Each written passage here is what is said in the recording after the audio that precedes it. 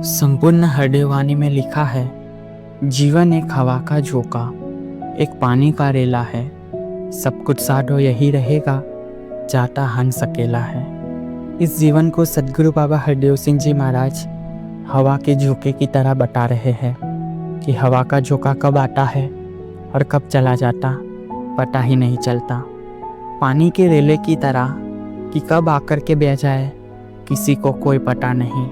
ना उसकी जानकारी दी जाती है, ना उसके जाने के बाद कुछ पता चलता है। और अंत समय में इस जीवन में जितनी भी भौतिक चीज़ें हमने इकट्ठी की है वो इसी धरती पर धूल समान रह जाती है। उसके बाद हाथ में कुछ नहीं आता और इस लोक से उस लोक तक केवल और केवल हंस यानी आत्मा इस परमपिता परमात्मा में विलीन होती है, इस लोक से उस लोक तक जाती है। इसके उपलक्ष्य में कहानी है कि एक गांव में लोगों ने बड़े ही भेदभाव खड़े कर दिए थे। अमीरी गरीबी का भेदभाव, ऊंच नीच का भेदभाव, जात पात का भेदभाव, काले गोरे का भेदभाव, अनेक प्रकार के भेदभाव। और लोगों ने भेदभाव के तहत लड़ाई झगड़े शुरू कर दिए थे। जहाँ प्रेम मोहब्बत का वातावरण उस गांव में बनना था, वहाँ पर अब लड़ाई झगड़ों का वातावरण बन चुका था। तभी एक संत को उन सब के ऊपर तरस आई और वो संत उस गांव में पहुंच गए। सबसे पहले पहुंच करके उस गांव के हर एक आदमी को इकट्ठा किया और सबको समझाया और कहा, कल मैं यहाँ पर एक प्रतियोगिता का आयोजन करने जा रहा हूँ। वो प्रतियोगिता कुछ अद्भुत है। उसमें आप सब ने दौड़ना है, लेकिन दौड़ना ऐसे है, जीवन भर आपने जो भी साधन आपने प्राप्त किए हैं उन साधनों को लेकर आना है और उन साधनों के साथ आपने दौड़ना है। जिसने अपने जीवन में घोड़ा प्राप्त किया है तो वो घोड़े पर सवार होकर दौड़ेगा। जिसने अपने जीवन में बैल प्राप्त किया है तो वो बैल पे सवार होकर दौड़ेगा। और जिसने साइकिल खरीदी है वो साइकिल पे सवार होकर दौड़ेगा। और जिनके जीवन में कुछ नहीं है वो अपनी दोनों टांगों के सहारे दौड़ेगा। लेकिन हर किसी ने दौड़ना है।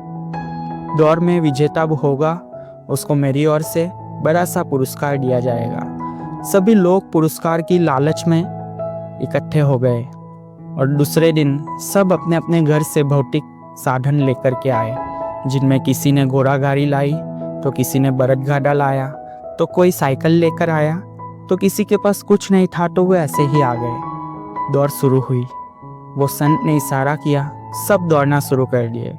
स्वाभाविक बात थी, क्योंकि घोड़ा सबसे तेज दौड़ता है तो वो सबसे आगे होगा। और जो पैर से दौड़ रहे थे अपने टांगों के सहारे वो सबसे पीछे। तो इस प्रकार सब दौड़ते जा रहे हैं। गुरु ने रास्ता जैसे निर्देश किया था उस रास्ते पर हर कोई दौड़ता जा रहा है। लेकिन अचानक एक के बाद एक सब ठहर गए, क्योंकि सामने एक बड़ी विशाल नदी थी, जिस नदी में कोई जाना नहीं चाहता था, क्योंकि वहाँ पर तैरकर जाने से उस नदी में बसने वाले और जलचर प्राणी जो बहुत ही जीवलेन थे, उनके द्वारा अपने आप का शिकार हो जाना वो किसी को भी लाजमी नहीं था। इसलिए सब उसी किनारे पर ठहर गए। फिर उस किनारे पर घोड़े वाला हो या बरत गाड़ा वाला हो, साइकिल वाला हो या पैदल दौड़ कर आया हो वो इंसान हो, वो सब वहाँ पर ठहर गए। और वहाँ पर ठहर कर वो सब सोचने लगे, क्योंकि उस नदी के दूसरे पार एक झंडी लहरा रही थी और वही उन लोगों का विजेता स्थान था। उस झंडी को जो भी पकड़ लेता है वो विजेता घोषित किया जाता है। लेकिन वहाँ पर अब मामला उल्टा पड़ गया। हर कोई खड़ा है और हर कोई ये अजमंजस में है कि अब क्या करें। तभी अचानक एक आवाज़ आई। वो आवाज़ उस संत की थी कि सब यहाँ पर आओ।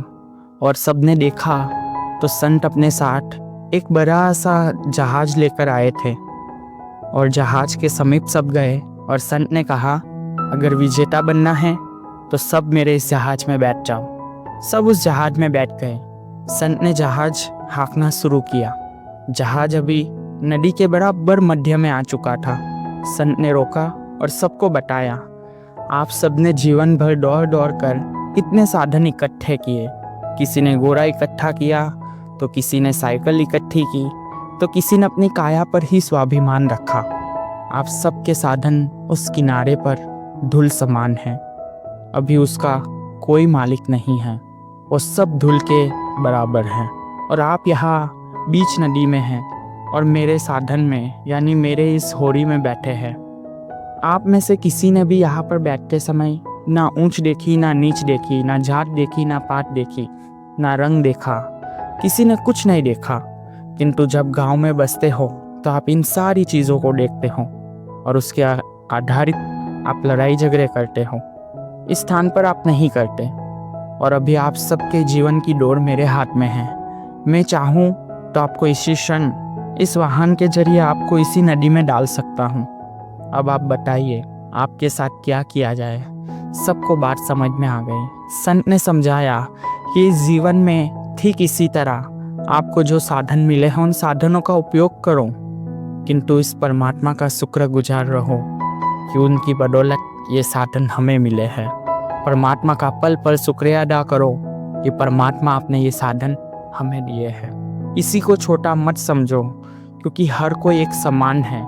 ये केवल और केवल इस शरीर के रूप में ही ये दीवारें खड़ी हो गई है। इस यात्रा से उस यात्रा तक ये दीवारें काम नहीं लगनी। वहाँ तो केवल और केवल गुरु का साधन ही काम लगना है और वहाँ पर इन सारी चीज़ों की कोई अहमियत नहीं रह जाती। हर कोई समझ गया और हर कोई ने उस सत्य को दंडवत प्रणाम कर दिया। तो साथियों, इसी प्रकार हमारे जीवन में भी हम देखें कि जितने भौतिक साधन के बल पर हम अभिमान करते हैं, अहंकार करते हैं, उन साधनों का क्या मोल जब वो साधन इसी धरती पर इसी तरह रह जाएंगे जैसे पुरातन समय में सबके रह गए। राजा महाराजाओं के किले भी आज उसी प्रकार पड़े हैं, बंजर, जिसके लिए सदियों पहले कितनी लड़ाइयाँ लड़ी गई थी, कितना लहू बहाया गया था, कितने लोगों की जान गई थी, कितनी शहादत हुई। और आज वही किले सारे वीरान पड़े हैं, जिसका ना कोई वारिस है, ना जिसका कोई रखेवाल। तो इसी प्रकार इस दुनिया की हर चीज़ इसी दुनिया में रह जाती है। इस दुनिया से उस दुनिया तक कोई चीज़ नहीं जाती। तो अभिमान किस बात का करना।